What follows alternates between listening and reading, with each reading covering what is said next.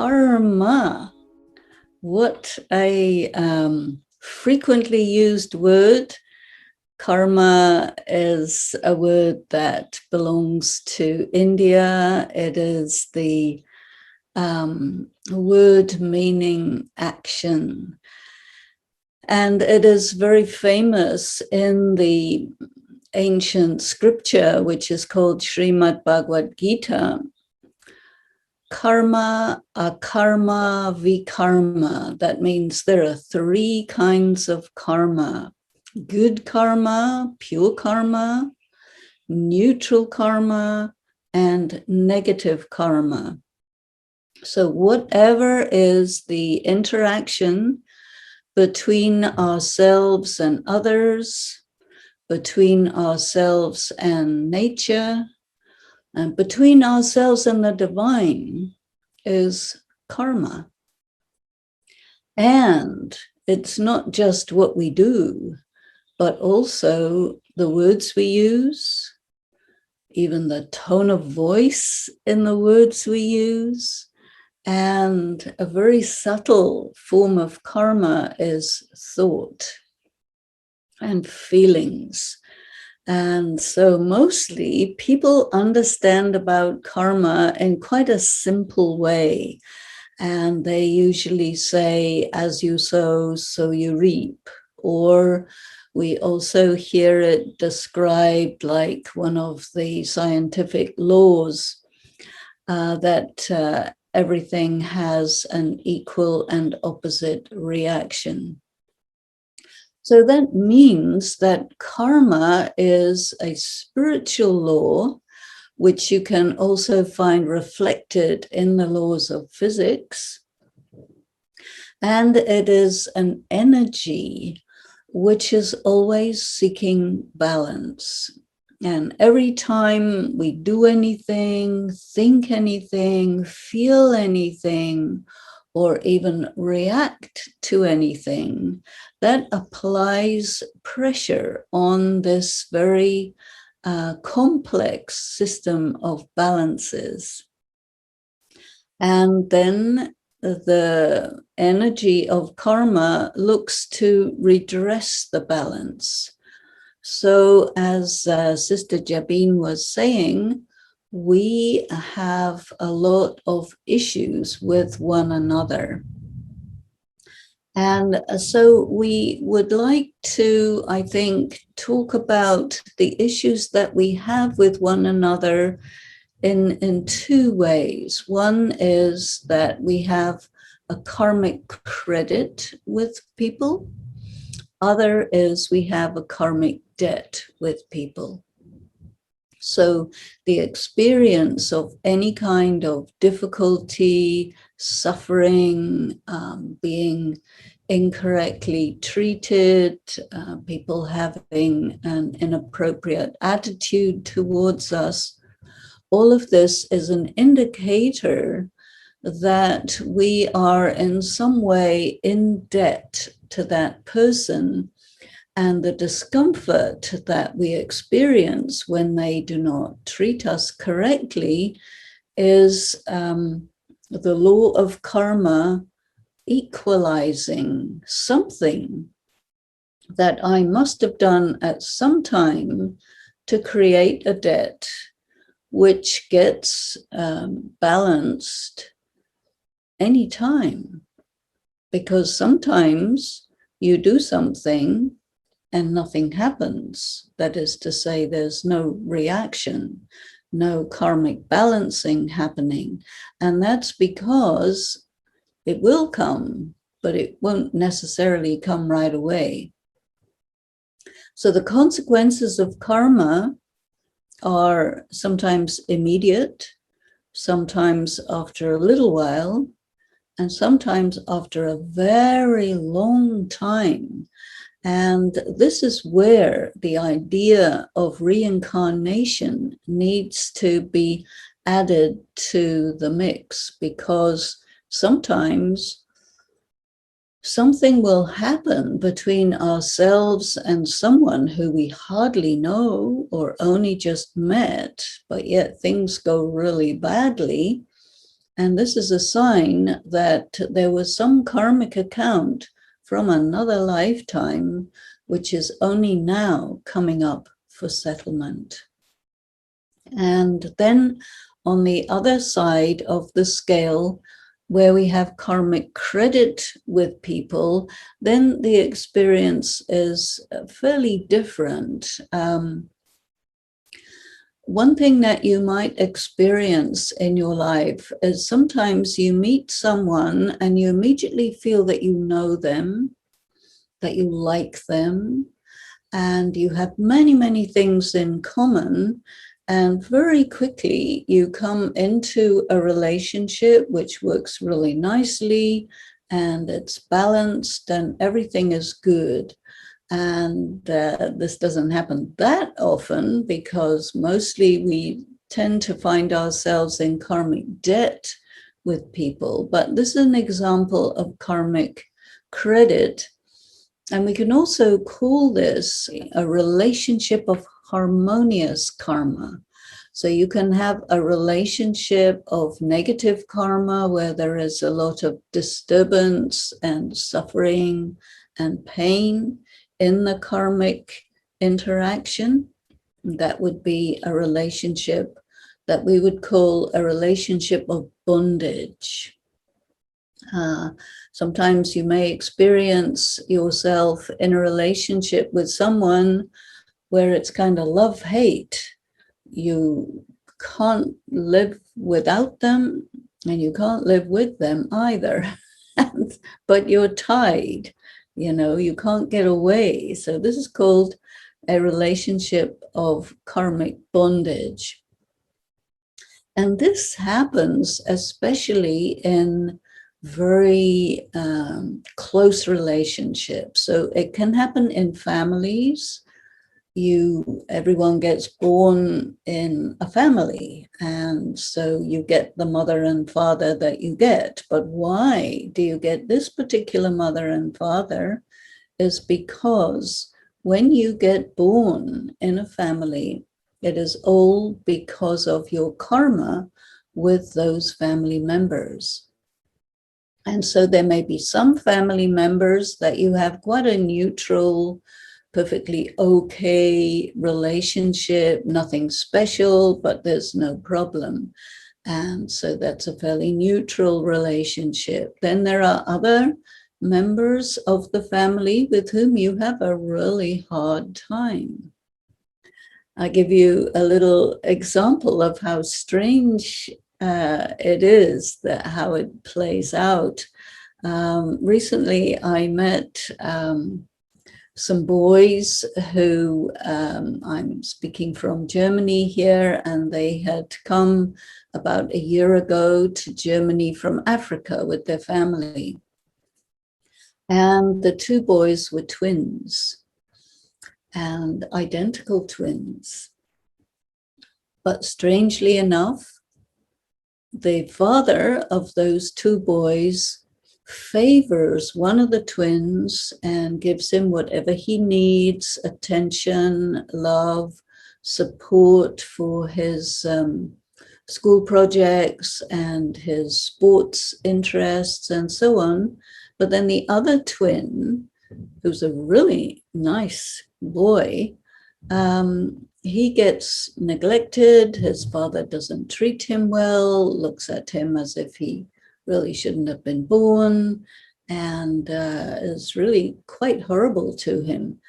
And so how do we interpret this? We would say that with one boy, the father has a harmonious relationship, and with the other boy, that second boy is somehow in debt, karmic debt to the father. But with the twin brother, the karma is very positive. So you can see how karma is like a very intricate web of interconnecting threads between the different souls, sometimes good with one, bad with another, and it gets very complicated. So when we hear this expression as you sow, so shall you reap.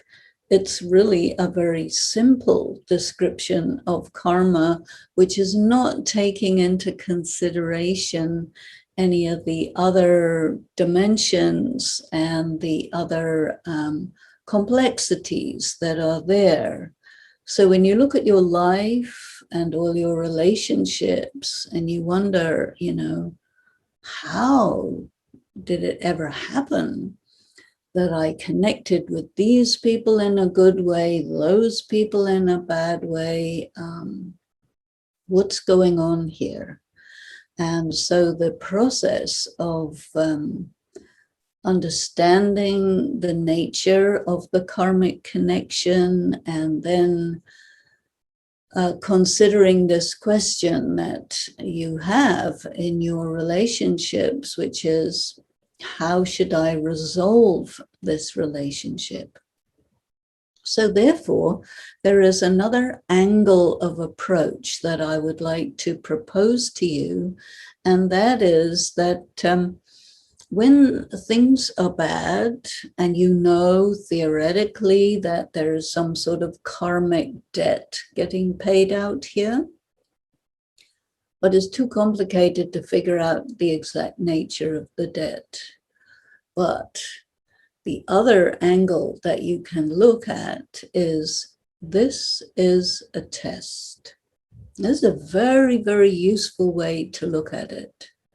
What sort of test is going on when you find yourself in a bad relationship with someone, especially someone close, maybe that you're related to, and you can't just turn around and walk away because there's a blood connection.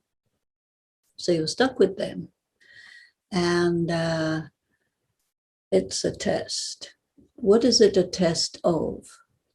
Now, one thing we can say for sure is that you must have done something with that being, that soul, which puts you in debt to that soul. So when you decide to interact with someone and how you will interact with them and what you will do and all of this, this comes from your character. So everyone has good and bad characteristics. Everyone has character defects. Everyone has specialities, talents, and so on. Each one of us is a whole universe of virtues and vices and talents and all sorts of personal characteristics. So what it means when we got into some sort of karmic debt with another being is we did it on the basis of some character defect or character weakness. And so here it is again, coming up for settlement. And when you experience yourself in a situation like this, where someone is giving you a hard time, we also use the expression, this person is pressing my buttons. So when somebody presses your button, then you will react in a certain way, and you're not powerful enough to stop that. That's called having your buttons pressed.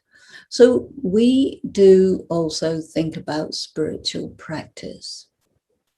And spiritual practice is study and meditation for the specific purpose of getting yourself strong and in your power and in your essential pure characteristics, right? The essence of a human being in terms of characteristics is purity, power, peace, love, bliss, and so many virtues. This is your essence.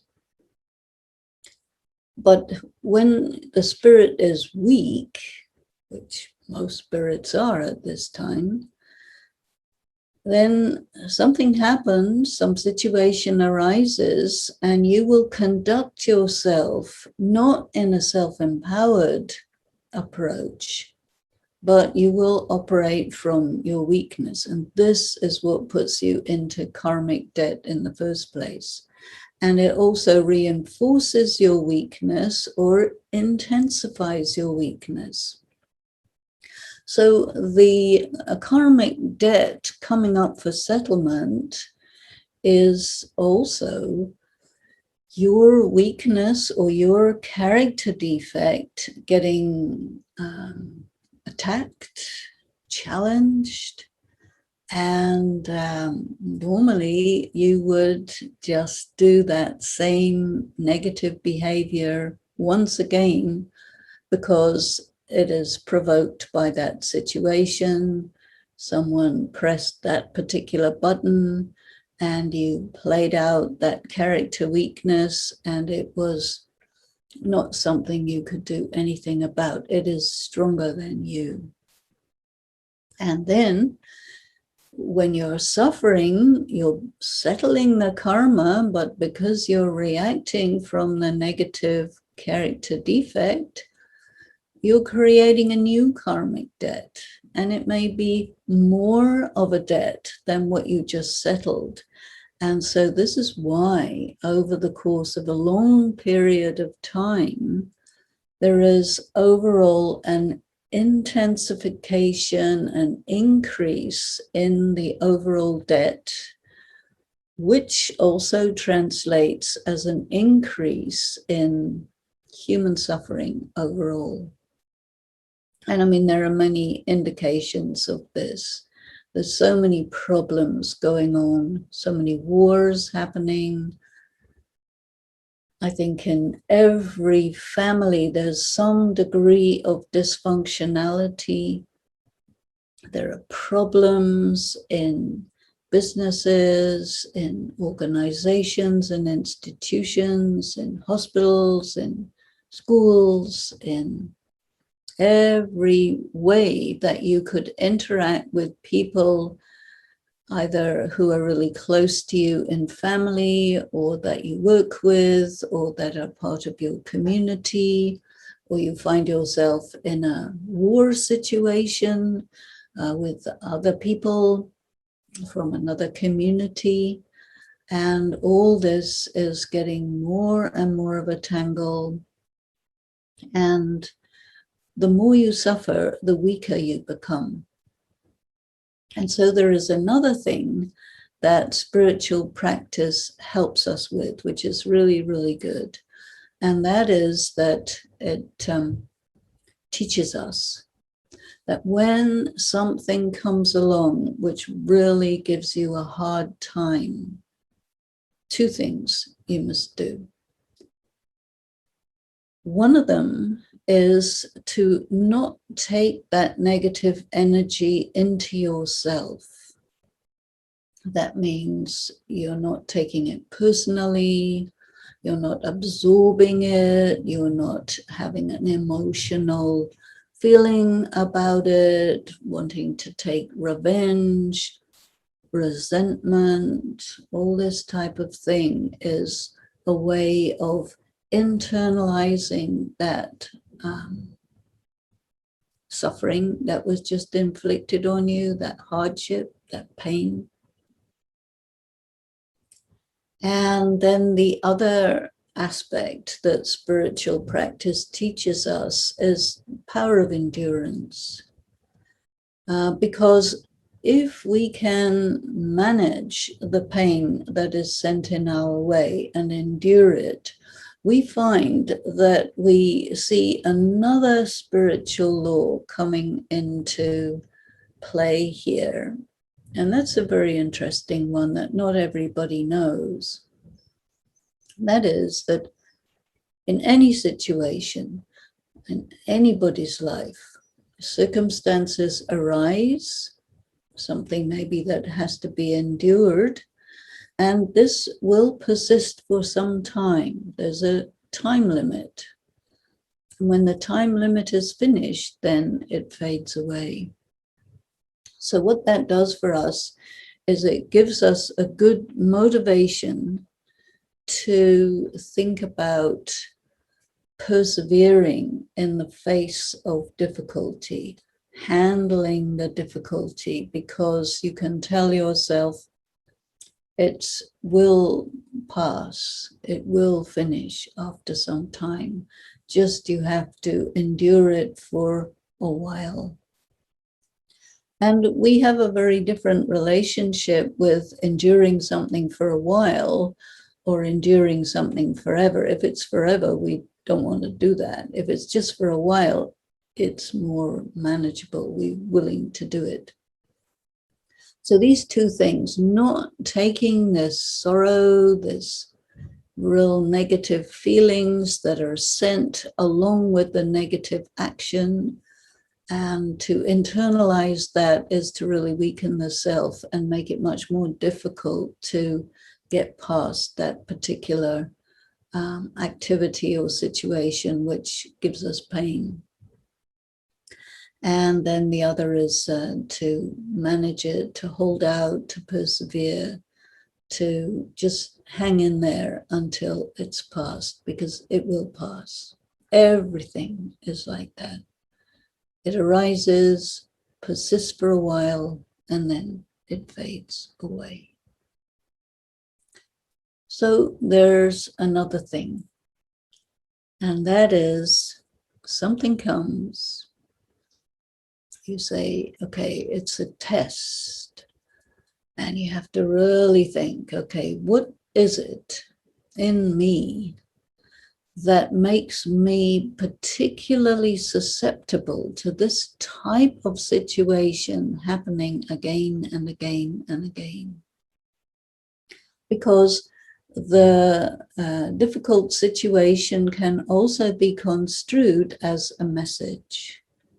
This is a message from the universe, you can say, a message from the universe that's telling me that there's something about my way of conducting myself that needs attention, and this painful, unpleasant situation is there as a wake-up call to let me know that something's not okay and I need to do something about how I conduct myself. So then it requires us to take a good long look at ourselves. Because our normal tendency is to immediately blame the other party for doing some bad thing to me. And we wouldn't naturally think, oh, this is a wake-up call, this is happening to me because I need to do something about the way I conduct myself. And I'm not seeing something about myself that I really need to see. And this is why this situation has come up. So you see, there are many different interpretations, and it is up to us to select that interpretation which is the most profitable, the most beneficial for ourselves. And I call this enlightened self-interest. Because if somebody does something bad to me, and I just want to take revenge, all that will happen is I will increase the karmic debt, I will increase the bondage, I will increase the suffering, and it's basically not very bright of me to do that. So I need to change that and bring all the energy back to myself, my focus of attention back to myself, and say, okay, where's the lesson in this? Because there's a lesson for me going on in here, and I need to identify the lesson and then learn the lesson. So when you are a person who really wants to move ahead in your spiritual development, your personal development, then it's always good to look at karmic connections in this more subtle way. Let's go for a moment before we finish to connections with other people and places which are really positive. And I would just like to define what is really, really positive karma. And it has been said that the most positive karma of all is when you see a need and you fulfill that need right away. That is really very, very good karma. You see a situation, there's something good you could do to improve that situation or make it really right, and you do that. That means your motivation is that there should be the best outcome, not just for you, but for the other people involved in that scene, that circumstance. So this powerful, pure karma is all about motivation. So you need to spend some time sitting with yourself and asking yourself, okay, what motivates me to do anything? Because your motivation will dictate the overall general pattern of your karma and even how you handle the circumstances where it's clear that there's some negative karma getting balanced or resolved. So, what makes you do what you do? Are you motivated by making the world a better place? Are you motivated by some kind of higher purpose? Is this what makes your life meaningful? And if it is, then it means it's likely that you have quite a big pile of good karma to your credit. And if you intensify this motivation that you want to do action, all your actions, your thoughts, your feelings, your words, your choices, if all of these are motivated by some sort of higher purpose and you want to sort of link yourself to an overall higher purpose for humanity, it's an altruistic motivation. And if you're motivated like that, then this small stuff will seem to you rather petty. Somebody disrespects you, okay, not my problem, it's the other person's problem. You can even give yourself a little mantra. A mantra is a suggestion, right? A piece of advice. Give yourself a little mantra which says that I do not need to suffer for somebody else's bad karma. So if somebody does something negative to you, okay, maybe you're settling something, but if you say, okay, that's up to them, whatever they do, but it's up to me how I respond. So you're always being really proactive in situations which, if you are reactive, increases the debt. But when you're proactive, it's a very, very good way to finish off the debt, take the minimum amount of suffering, pain, and get through it quickly, and you're on your way. And also you're keeping yourself free because you don't have to think about that person. When you are reactive and somebody treats you not well or disrespects you, then you're thinking about them, and that creates a karmic bondage because you're thinking about them and what they did and how it wasn't okay, and on and on and on, which really drains your spiritual energy. So to be able to let go, not take it personally, definitely don't suffer for somebody else's negative karma, and get on with what's next, because karma is also in a wider context, and we cannot really see any of these spiritual topics in isolation. They're always in a bigger context. So karma is in the bigger context of destiny. And many people believe in destiny. Not many people know what it is, but it's like everything is supposed to be the way it is. And ever tried to change somebody? Never works, does it? Things are the way they are, people are the way they are, circumstances are the way they are. And most people also believe that they have a personal destiny. Do you think you have your own destiny? And your destiny is high. So your destiny corresponds to the kind of person you are, the kind of motivations you have. And if you are just totally selfish in every direction, then you're creating a future for yourself, which is not that great. It's quite ordinary. So your destiny is not just something that's there, but you're creating it with your karma. And it's such a large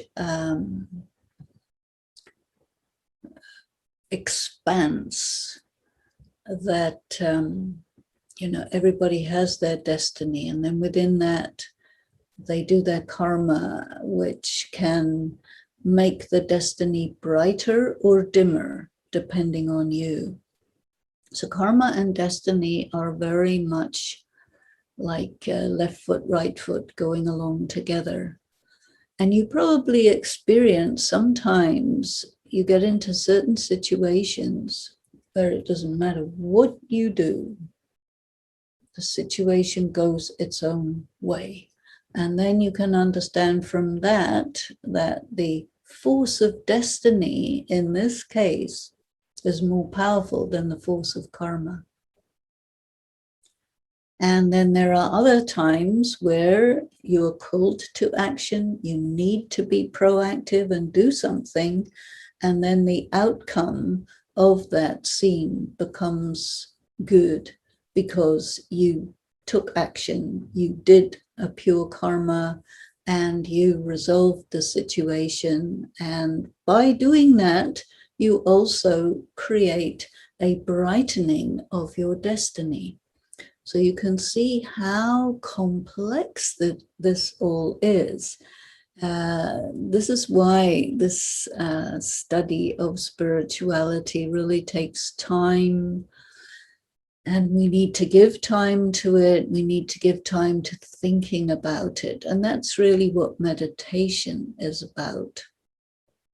So we can have just a moment to think about our karma. I, the self, I think, I feel, I speak, I do things, I have so many different emotions. Some of them are positive, some of them are negative. Take fear, for example. That's a feeling, that's an emotion. Many people these days, they have anxiety. And when this is very powerful, it's going to influence your karma. If you are afraid of a situation, you won't act proactively. You will be courageous or cowardly. The feeling of fear is there by itself. It's almost neutral, but how do you handle it? Are you courageous or are you cowardly about it? Because if you're cowardly, you will do a negative karma. If you're courageous, you'll do a positive karma. You see? So all your different feelings are mixed, Some are pleasant, some are unpleasant, but how you interpret them, what you decide to do about them in the bigger context, that will influence your karmic connections and also your destiny. So we need to take time to think about ourselves You just think about yourself, your circumstances, your life. Ask yourself how you feel about your life. Are you satisfied with the way it's going? Are you satisfied with who you are in the context of your life? Just go inside a little deeply and just feel the energy of your motives. You're watching this talk about karmic connections. That means you must be interested. You must be motivated to understand what karmic connections are. How does this affect you? Is it going to help you to know about these things? And then, once you've heard about it, you need to try it out, test it, think about it. Definitely never give up on anything or anyone.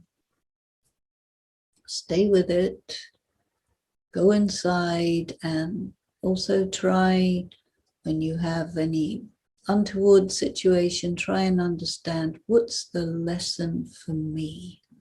What's the wake-up call? But this alarm is trying to wake me up about something important about myself. You can't change anybody else. You can't change circumstances, but you can change how you feel about it, how you interpret it, what you're going to do about it, how you feel about what you're going to do. Does it make sense? You can start to calculate, if I do this, what will happen? If I do that, what will happen? So karma is such a thing that you can calculate in advance. If I'm looking for the best possible outcome, define that outcome for yourself and decide, okay, I can do this, this, and that will be the result. So this is called being a little bit wise in the context of karma. The first thing is to delay your reaction and tell yourself, okay, let me deal with this later on. Take some time, be by yourself, and first of all, focus on who you are and what you are. You're pure, you're at peace, you're a spiritual being. Feel that.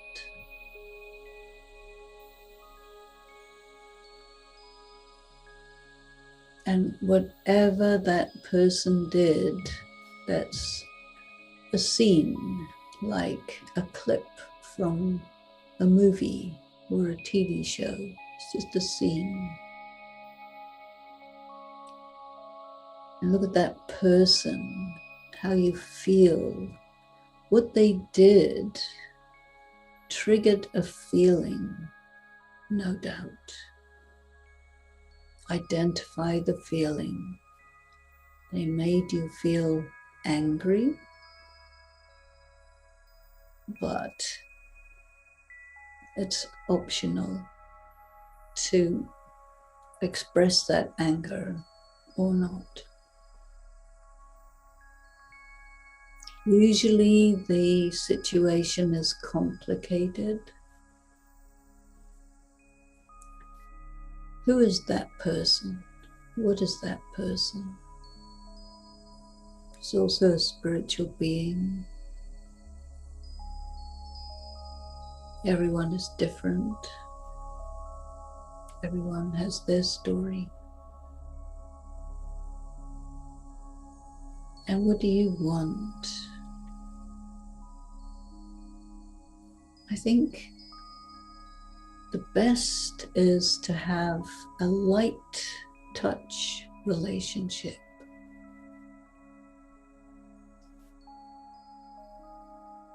Tell yourself, I give this person full permission from the bottom of my heart to be who they are.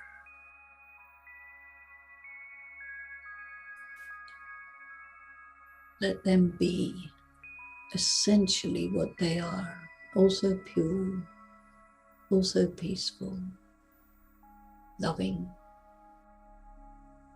That's what a soul is. And when a soul is weak, they do things that are against their essence. Let yourself see behind and deeper than what they did. See the human spirit.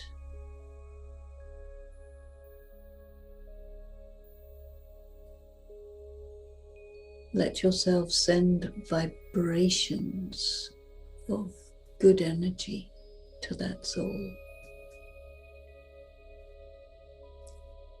This is your spiritual brother, sister. These are clips in a TV show. The real connection between you and that being is easy, light, harmonious. Let it be. And bring your energy to yourself. Let that person be a little distant in your mind. They are what they are. They did what they did. That's them. And now, you. What are you? Are you in your power? Are you stable? Be still and just allow things to be what they are. Bring in a feeling of love and just put the whole thing into the hands of the divine, because the karma will play out anyway. Most important for you is to be free.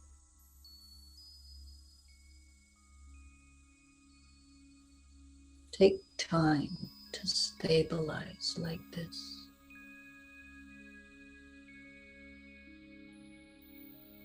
Thank you.